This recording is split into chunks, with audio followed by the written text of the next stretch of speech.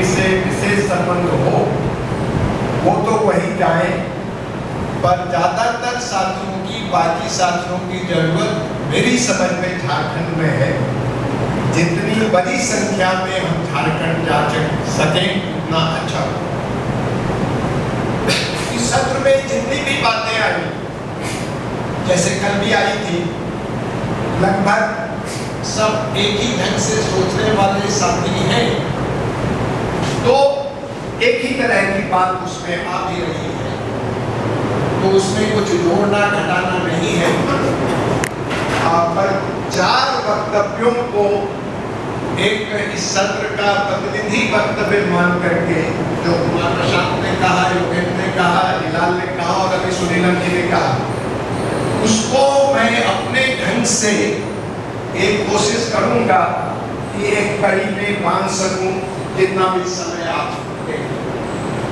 पहला सवाल है कि जनमत का हथियार, जहां से प्रशांत जी ने बात सुनी और उसका संदर्भ भी बहुत स्पष्ट था कि गांधी जी ने कहा आजादी के बाद कि अब मैं जनमत के हथियार से काम करूंगा, क्योंकि कांग्रेस उनका इंस्ट्रूमेंट था, वो उसके सदस्य नहीं थे 1934 से, लेकिन 1934 के बाद कौन कांग्रेस का अध्यक्ष होगा ये हर अध्यक्ष उन्होंने तय किया। और एक बार जब उनकी मर्जी के खिलाफ अध्यक्ष बना तो उसको इस्तीफा भी देना पड़ा, तो कांग्रेस उनका औजार था।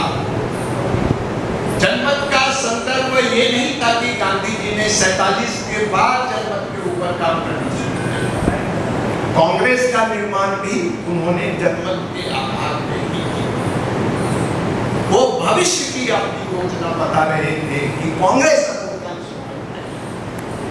अब वो जनमत के आधार पर नए औजारों का निर्माण करेंगे जो चुनावी औजार नहीं होंगे, जो राज सत्ता में जाने की कोशिश नहीं करेंगे। इसका मतलब ये नहीं है कि राज सत्ता को प्रभावित करें। कई बार लोग और तंत्र को हम लोग एक परस्पर विरोधी और एक आपस में बिल्कुल स्पष्ट कैटेगरी के तौर पर इस्तेमाल करते हैं। तंत्र अलग है, लोग अलग है।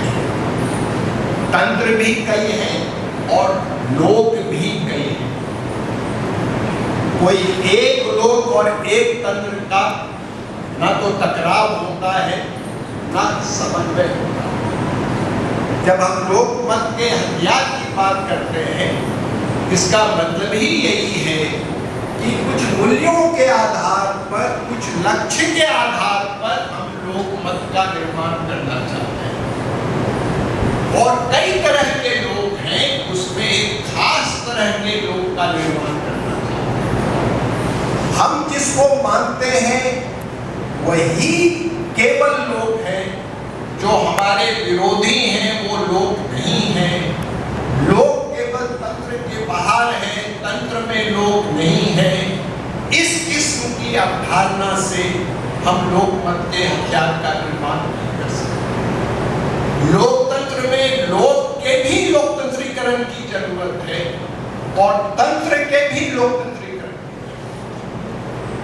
और इस संदर्भ में जो आज की चुनौती है उसके बारे में जो योगेंद्र ने बात रखी कि राष्ट्रीय आंदोलन की विरासत की धारावाहिकता, जो राष्ट्रीयता का सवाल है, जो हमारी सांस्कृतिक ऐतिहासिक विरासत का सवाल है, और इसके साथ साथ जो धर्म का भी सवाल है, इन सभी सवालों पर हम एक वैचारिक लड़ाई हाथ, और ये वैचारिक लड़ाई 2014 में नहीं हारी। 2014 में किसी दुर्घटनावश बीजेपी सत्ता में आ गई, अन्ना हजारे की वजह से या अरविंद केजरीवाल की वजह से।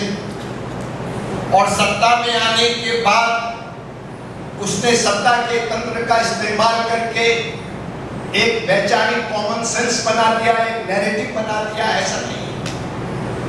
जब आरएसएस, जनसंघ, बीजेपी बहुत कमजोर राजनीतिक शक्ति, बेहद कमजोर राजनीतिक शक्ति थी, पार्टी थी या नहीं थी उसको छोड़, पार्टी से पहले भी राजनीतिक शक्ति थी, बेहद कमजोर राजनीतिक शक्ति थी, तो भी उसका वैचारिक सांस्कृतिक प्रभाव अपनी राजनीतिक शक्ति से कई गुना ज्यादा था। इसीलिए इतनी छोटी राजनीतिक शक्ति होते हुए इतने सालों तक जिंदा रही और बाद में कामयाब भी हुई। तो हमको जब अपनी वैचारिक सांस्कृतिक लड़ाई की बात हम कर रहे हैं, तो ये केवल एक रिएक्टिव बात नहीं है, ये केवल इंस्ट्रूमेंटल बात नहीं है कि आरएसएस ने राष्ट्रीयता को हथिया लिया, आरएसएस ने धर्म और संस्कृति को हथिया लिया, अब उनका मुकाबला करने के लिए हम क्या करें? अब तो हमको भगवान की बात करनी पड़ेगी, अब तो हमको धर्म की बात करनी पड़ेगी। बिल्कुल ऐसा मत करें।